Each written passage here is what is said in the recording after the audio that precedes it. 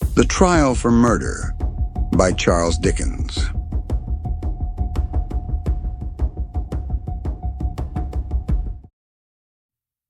I've always noticed a prevalent want of courage, even among persons of superior intelligence and culture, as to imparting their own psychological experiences when those have been of a strange sort.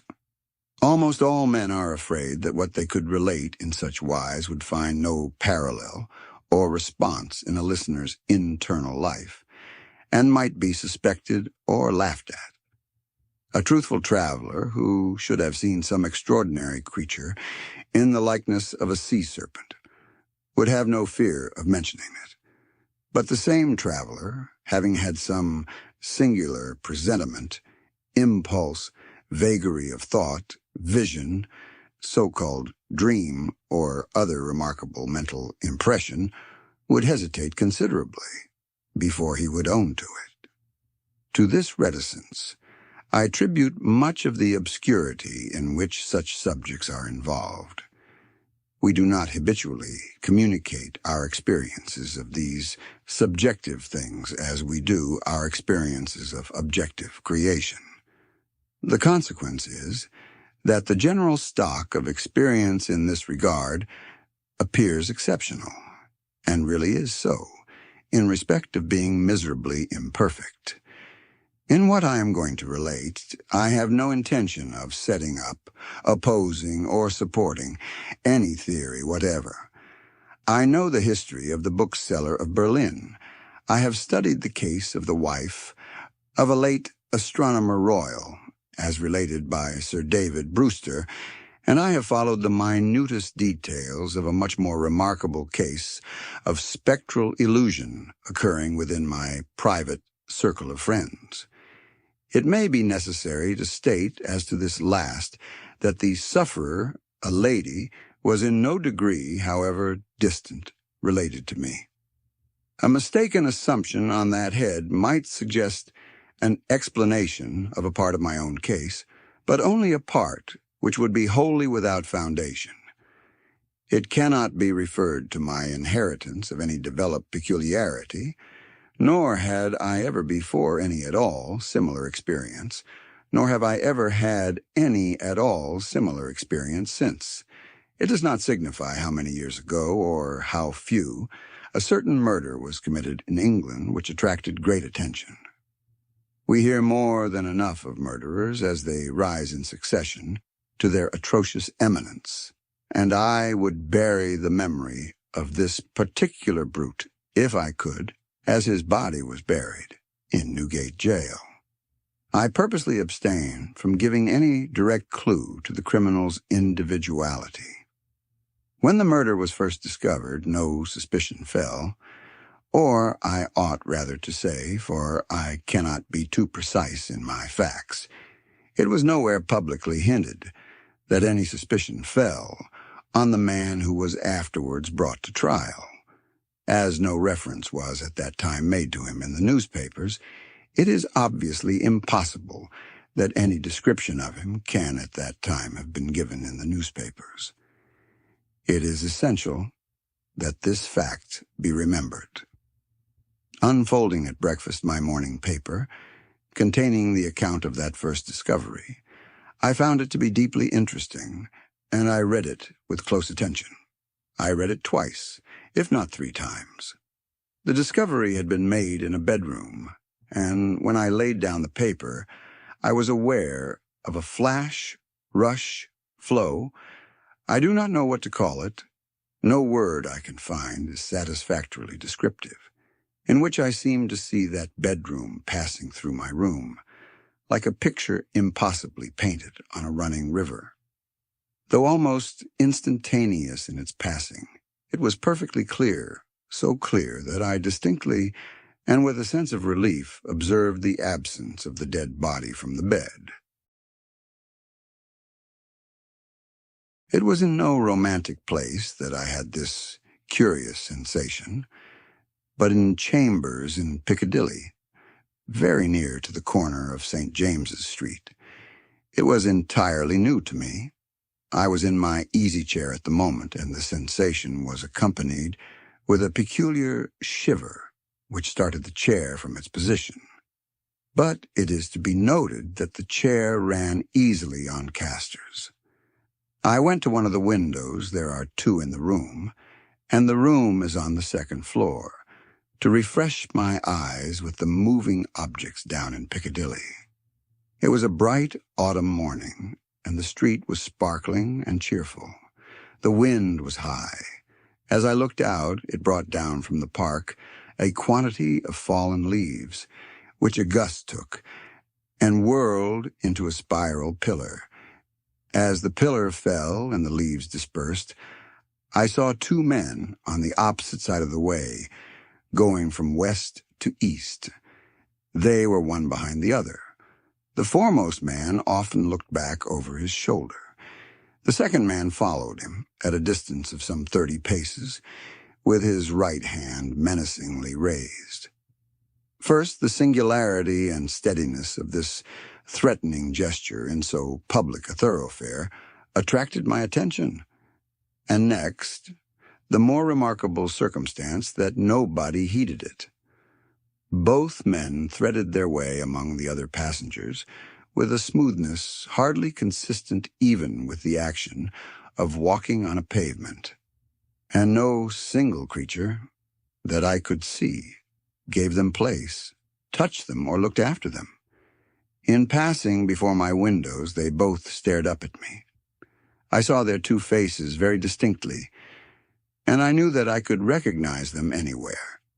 Not that I had consciously noticed anything very remarkable in either face, except that the man who went first had an unusually lowering appearance, and that the face of the man who followed him was of the color of impure wax.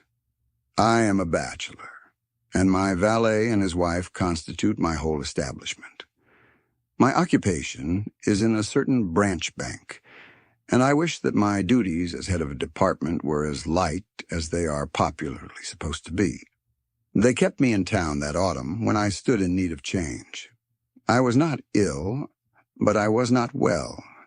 My reader is to make the most that can be reasonably made of my feeling jaded, having a depressing sense upon me of a monotonous life and being slightly dyspeptic.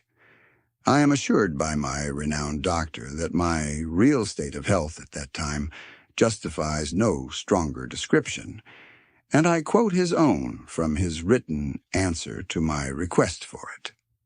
As the circumstances of the murder, gradually unraveling, took stronger and stronger possession of the public mind, I kept them away from mine by knowing as little about them as was possible in the midst of the universal excitement. But I knew that a verdict of willful murder had been found against the suspected murderer, and that he had been committed to Newgate for trial.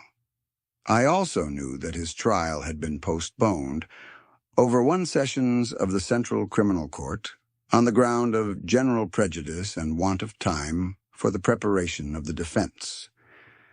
I may further have known, but I believe I did not, when or about when the sessions to which his trial stood postponed would come on. My sitting room, bedroom, and dressing room are all on one floor. With the last, there is no communication but through the bedroom. True, there is a door in it, once communicating with the staircase, but a part of the fitting of my bath has been, and had then been for some years, fixed across it. At the same period, and as a part of the same arrangement, the door had been nailed up and canvassed over. I was standing in my bedroom late one night, giving some directions to my servant before he went to bed. My face was towards the only available door of communication with the dressing room, and it was closed. My servant's back was towards that door. While I was speaking to him, I saw it open, and a man look in, who very earnestly and mysteriously beckoned to me. That man was the man who had gone second of the two along Piccadilly, and whose face was of the color of impure wax. The figure, having beckoned, drew back, and closed the door. With no longer pause than was made by my crossing the bedroom, I opened the dressing-room door and looked in. I had a lighted candle already in my hand. I felt no inward expectation of seeing the figure in the dressing-room, and I did not see it there.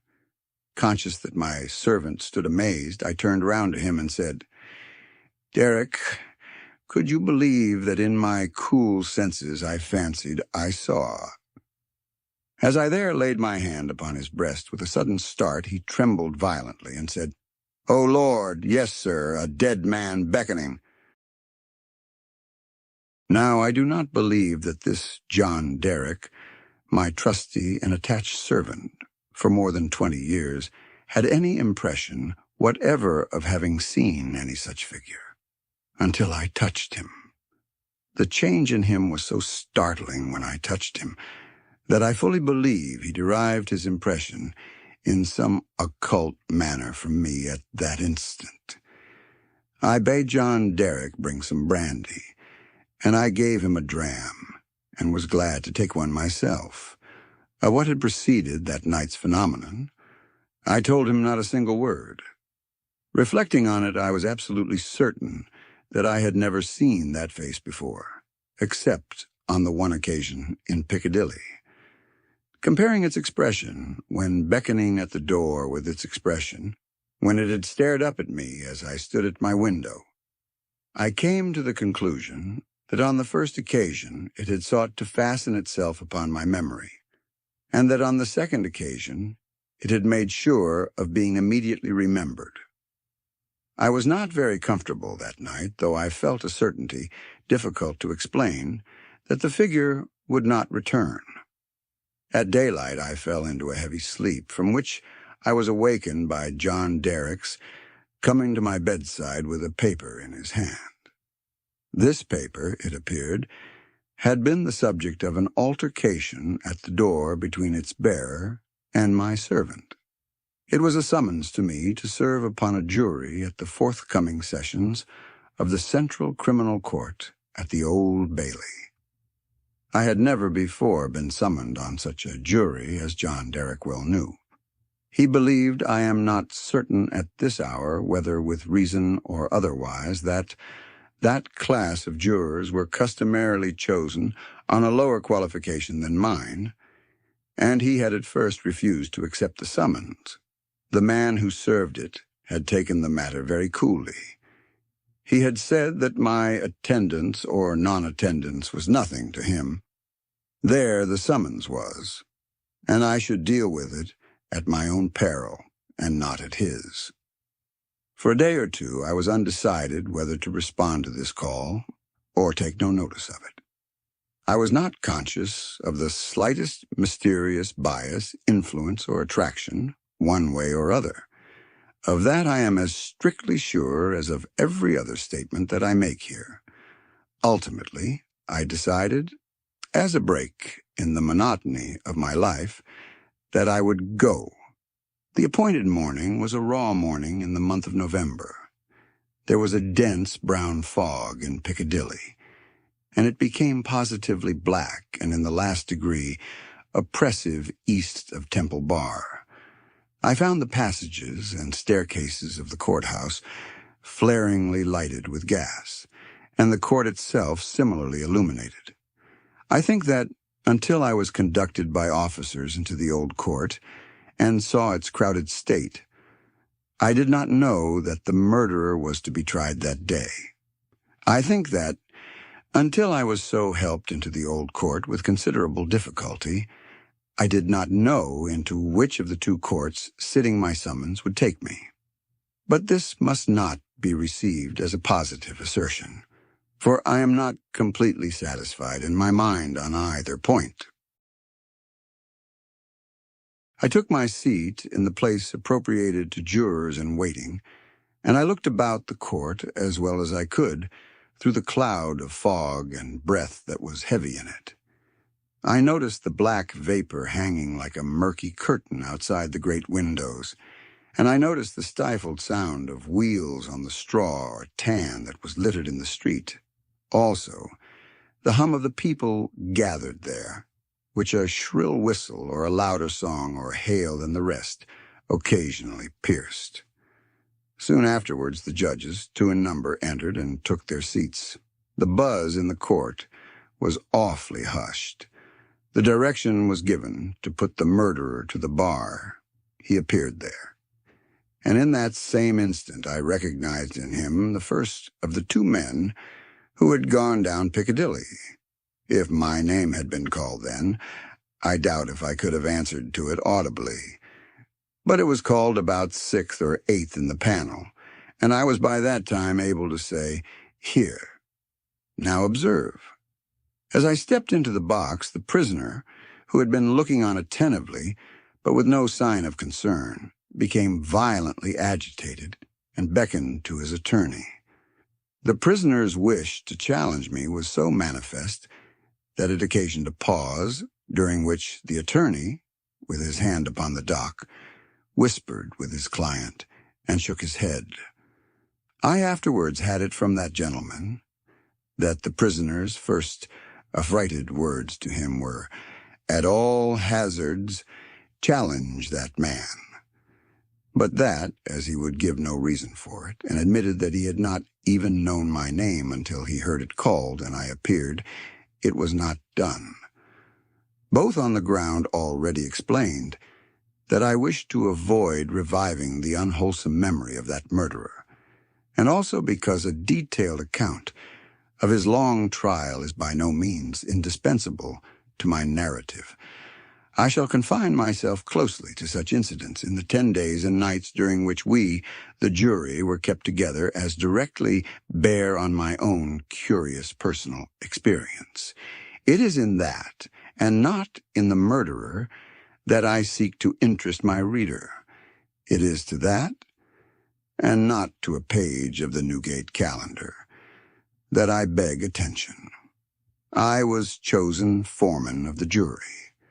On the second morning of the trial, after evidence had been taken for 2 hours, I heard the church clocks strike, happening to cast my eyes over my brother jurymen. I found an inexplicable difficulty in counting them. I counted them several times, yet always with the same difficulty. In short, I made them one too many. I touched the brother juryman whose place was next me, and I whispered to him, "Oblige me by counting us." He looked surprised by the request, but turned his head and counted. "Why," says he suddenly, "we are 30. But no, it's not possible. No, we are 12. According to my counting that day, we were always right in detail, but in the gross, we were always one too many. There was no appearance, no figure, to account for it. But I had now an inward foreshadowing of the figure that was surely coming. The jury were housed at the London Tavern.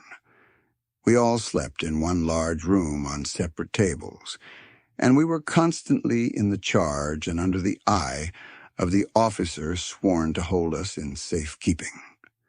I see no reason for suppressing the real name of that officer. He was intelligent, highly polite, and obliging, and I was glad to hear, much respected in the city. He had an agreeable presence, good eyes, enviable black whiskers, and a fine sonorous voice. His name was Mr. Harker. When we turned into our 12 beds at night, Mr. Harker's bed was drawn across the door. On the night of the second day, not being disposed to lie down, and seeing Mr. Harker sitting on his bed, I went and sat beside him, and offered him a pinch of snuff. As Mr. Harker's hand touched mine in taking it from my box, a peculiar shiver crossed him, and he said, "Who is this?" Following Mr. Harker's eyes and looking along the room, I saw again the figure I expected, the second of the 2 men who had gone down Piccadilly. I rose and advanced a few steps, then stopped and looked round at Mr. Harker. He was quite unconcerned, laughed, and said in a pleasant way, "I thought for a moment we had a 13th juryman without a bed, but I see it is the moonlight." making no revelation to Mr. Harker, but inviting him to take a walk with me to the end of the room. I watched what the figure did. It stood for a few moments by the bedside of each of my 11 brother jurymen, close to the pillow. It always went to the right-hand side of the bed, and always passed out, crossing the foot of the next bed. It seemed, from the action of the head, merely to look down pensively at each recumbent figure. It took no notice of me, or of my bed, which was that nearest to Mr. Harker's. It seemed to go out where the moonlight came in, through a high window as by an aerial flight of stairs. Next morning at breakfast, it appeared that everybody present had dreamed of the murdered man last night except myself and Mr. Harker. I now felt as convinced that the second man who had gone down Piccadilly was the murdered man, so to speak, as if it had been borne into my comprehension by his immediate testimony. But even this took place, and in a manner for which I was not at all prepared. On the 5th day of the trial, when the case for the prosecution was drawing to a close, a miniature of the murdered man, missing from his bedroom upon the discovery of the deed, and afterwards found in a hiding place where the murderer had been seen digging, was put in evidence. Having been identified by the witness under examination, it was handed up to the bench, and thence handed down to be inspected by the jury. As an officer in a black gown was making his way with it across to me, the figure of the second man, who had gone down Piccadilly, impetuously started from the crowd, caught the miniature from the officer, and gave it to me with his own hands, at the same time saying, in a low and hollow tone, before I saw the miniature, which was in a locket, "I was younger then, and my face was not then drained of blood." It also came between me and the brother juryman to whom I would have given the miniature, and between him and the brother juryman to whom he would have given it, and so passed it on through the whole of our number and back into my possession. Not one of them, however, detected this. At table, and generally when we were shut up together in Mr. Harker's custody, we had from the first naturally discussed the day's proceedings a good deal. On that 5th day, the case for the prosecution being closed, and we having that side of the question in a completed shape before us, our discussion was more animated and serious. Among our number was a vestryman, the densest idiot I have ever seen at large, who met the plainest evidence with the most preposterous objections, and who was sided with by 2 flabby parochial parasites. All the 3 impaneled from a district so delivered over to fever that they ought to have been upon their own trial for 500 murders. When these mischievous blockheads were at their loudest, which was towards midnight, while some of us were already preparing for bed, I again saw the murdered man. He stood grimly behind them, beckoning to me. On my going towards them and striking into the conversation, he immediately retired. This was the beginning of a separate series of appearances, confined to that long room in which we were confined. Whenever a knot of my brother jurymen laid their heads together, I saw the head of the murdered man among theirs. Whenever their comparison of notes was going against him, he would solemnly and irresistibly beckon to me. It will be borne in mind that down to the production of the miniature, on the 5th day of the trial, I had never seen the appearance in court. 3 changes occurred now that we entered on the case for the defense. 2 of them I will mention together first. The figure was now in court continually, and it never there addressed itself to me, but always to the person who was speaking at the time. For instance, the throat of the murdered man had been cut straight across. In the opening speech for the defense, it was suggested that the deceased might have cut his own throat. At that very moment, the figure, with its throat in the dreadful condition referred to. This it had concealed before, stood at the speaker's elbow, motioning across and across its windpipe, now with the right hand, now with the left, vigorously suggesting to the speaker himself the impossibility of such a wound having been self-inflicted by either hand. For another instance, a witness to character, a woman, deposed to the prisoner's being the most amiable of mankind. The figure at that instant stood on the floor before her, looking her full in the face, and pointing out the prisoner's evil countenance with an extended arm and an outstretched finger. The third change now to be added impressed me strongly as the most marked and striking of all. I do not theorize upon it, I accurately state it, and there leave it. Although the appearance was not itself perceived by those whom it addressed, its coming close to such persons was invariably attended by some trepidation or disturbance on their part. It seemed to me as if it were prevented, by laws to which I was not amenable, from fully revealing itself to others, and yet as if it could invisibly, dumbly, and darkly overshadow their minds. When the leading counsel for the defense suggested that hypothesis of suicide, and the figure stood at the learned gentleman's elbow, frightfully sawing at its severed throat, it is undeniable that the counsel faltered in his speech, lost for a few seconds the thread of his ingenious discourse, wiped his forehead with his handkerchief, and turned extremely pale. When the witness to character was confronted by the appearance, her eyes most certainly did follow the direction of its pointed finger, and arrest in great hesitation and trouble upon the prisoner's face. 2 additional illustrations will suffice.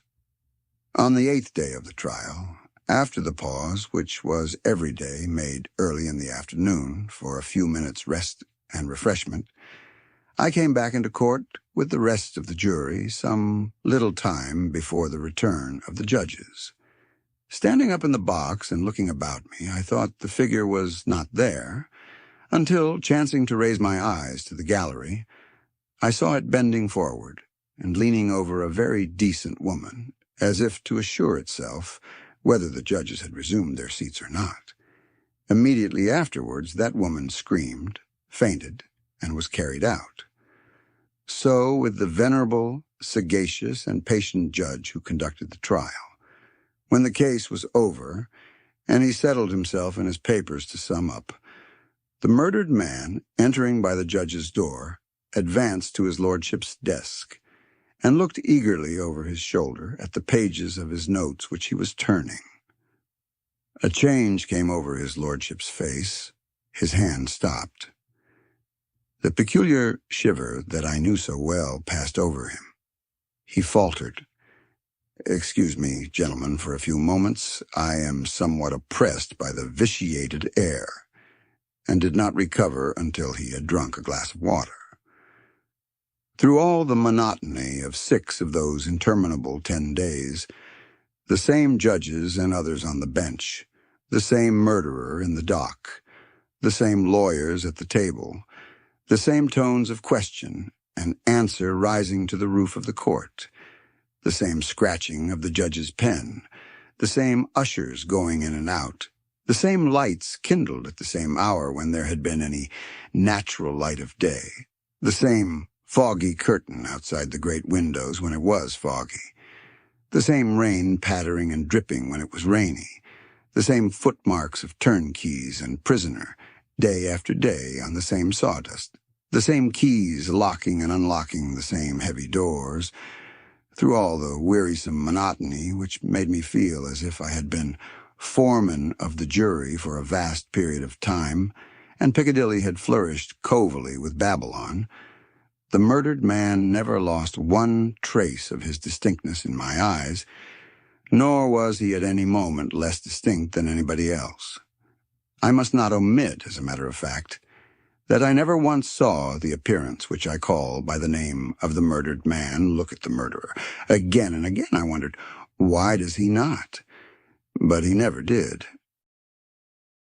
Nor did he look at me after the production of the miniature, until the last closing minutes of the trial arrived. We retired to consider at 7 minutes before 10 at night. The idiotic vestryman and his 2 parochial parasites gave us so much trouble that we twice returned into court to beg to have certain extracts from the judge's notes reread. 9 of us had not the smallest doubt about those passages. Neither, I believe, had anyone in the court. The dunder-headed triumvirate, having no idea but obstruction, disputed them for that very reason. At length we prevailed, and finally the jury returned into court at 10 minutes past 12. The murdered man at that time stood directly opposite the jury box on the other side of the court. As I took my place, his eyes rested on me with great attention. He seemed satisfied, and slowly shook a great gray veil which he carried on his arm for the first time, over his head and whole form. As I gave in our verdict, guilty, the veil collapsed, all was gone, and his place was empty. The murderer, being asked by the judge according to usage, whether he had anything to say before sentence of death should be passed upon him, indistinctly muttered something which was described in the leading newspapers of the following day as a few rambling, incoherent, and half-audible words in which he was understood to complain that he had not had a fair trial because the foreman of the jury was prepossessed against him. The remarkable declaration that he really made was this: "My lord, I knew I was a doomed man when the foreman of my jury came into the box. My lord, I knew he would never let me off because before I was taken, he somehow got to my bedside in the night, woke me, and put a rope round my neck.